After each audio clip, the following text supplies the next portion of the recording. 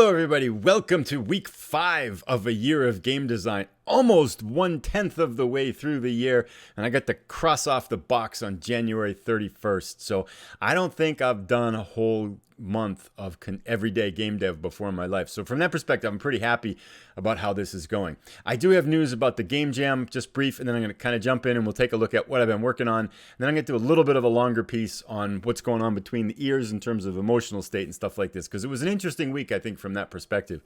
But I decided to kind of abandon the game jam, largely because in order to build that game in 2 weeks, it was going to take way more than what a half an hour a day, which is the idea behind this, is how much can I learn spending a half an hour a day every day on game design throughout the whole course of the year.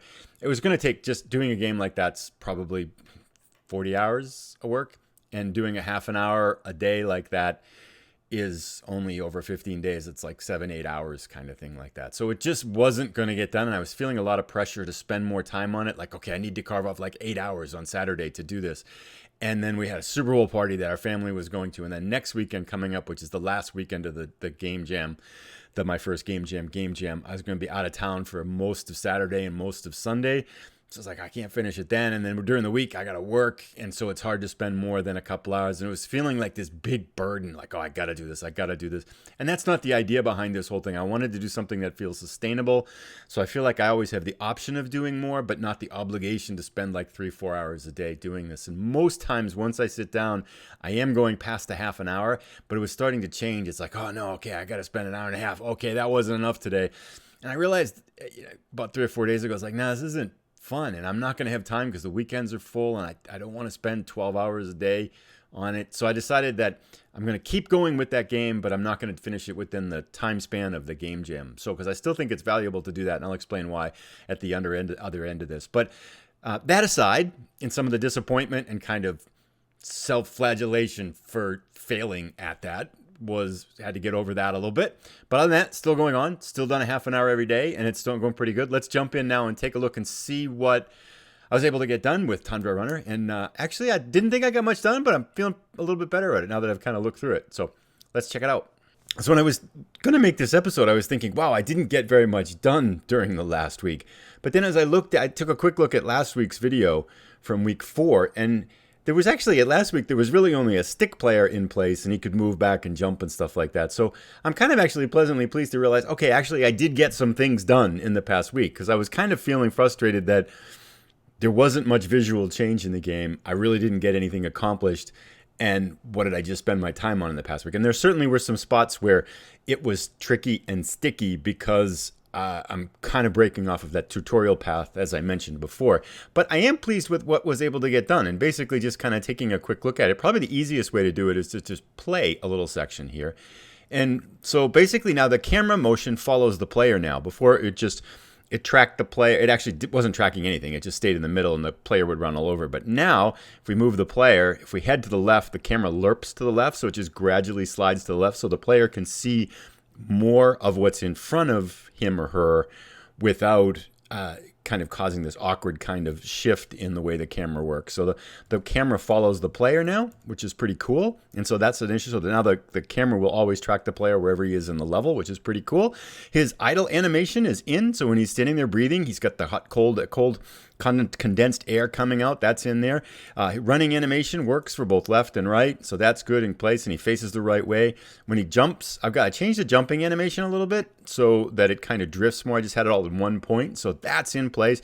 And animation in Unity it's kind of tricky. I find it one of the least intuitive elements of the Unity game engine is trying to get the animation to work. And I hadn't spent much time with it ever, and so now it was revisiting something that I only vaguely knew before.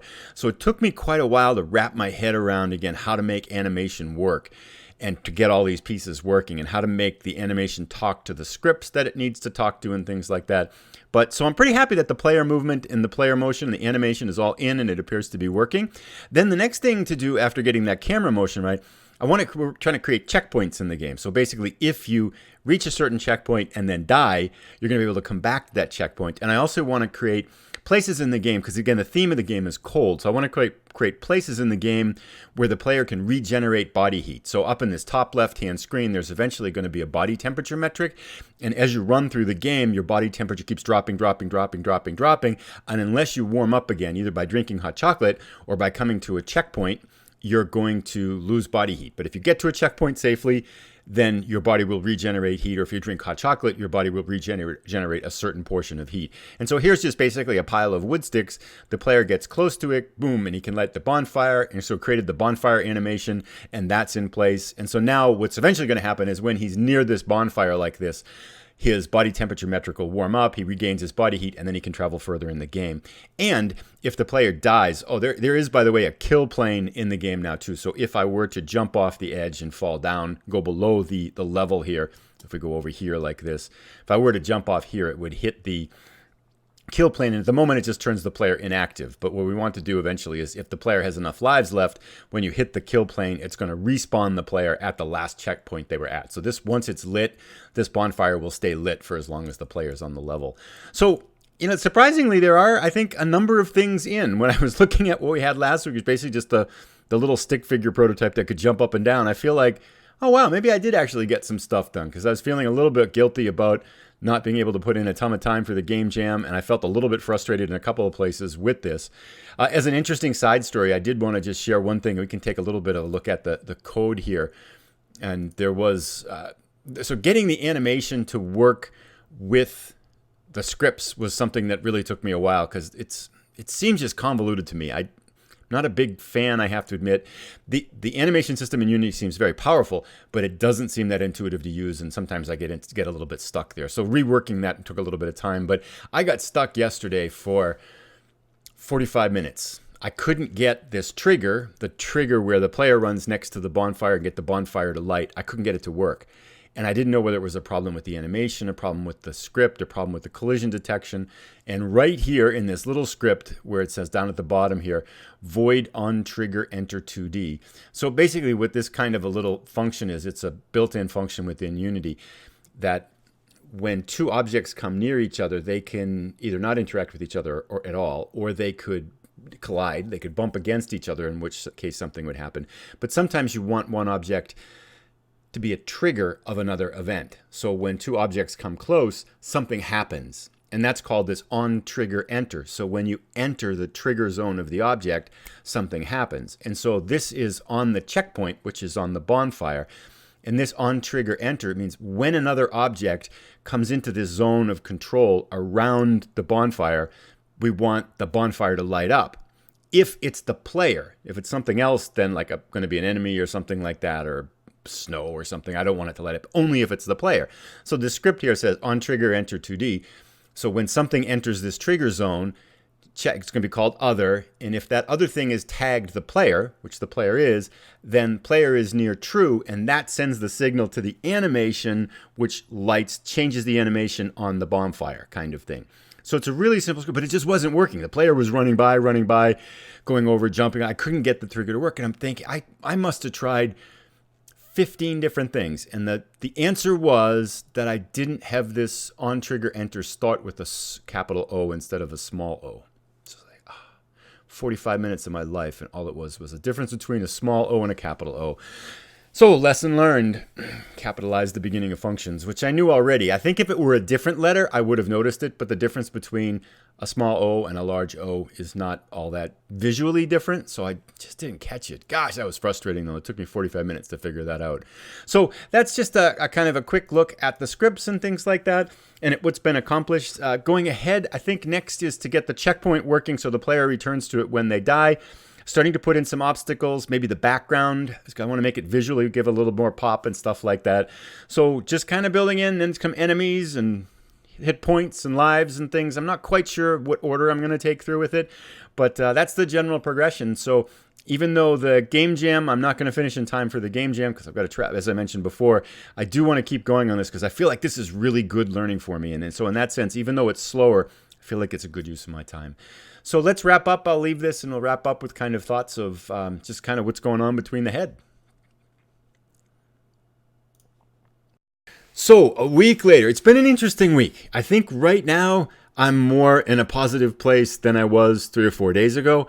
So kind of as I started to do that game design and feel a lot of obligation, it started to feel like work. Like I had to do like these really long stretches. Like I was behind in the game and I had deadlines. And I was like, oh God, I wasn't in a good place. And life wasn't affording enough time to put in to finish that. So I was frustrated and I was kind of not in a positive place.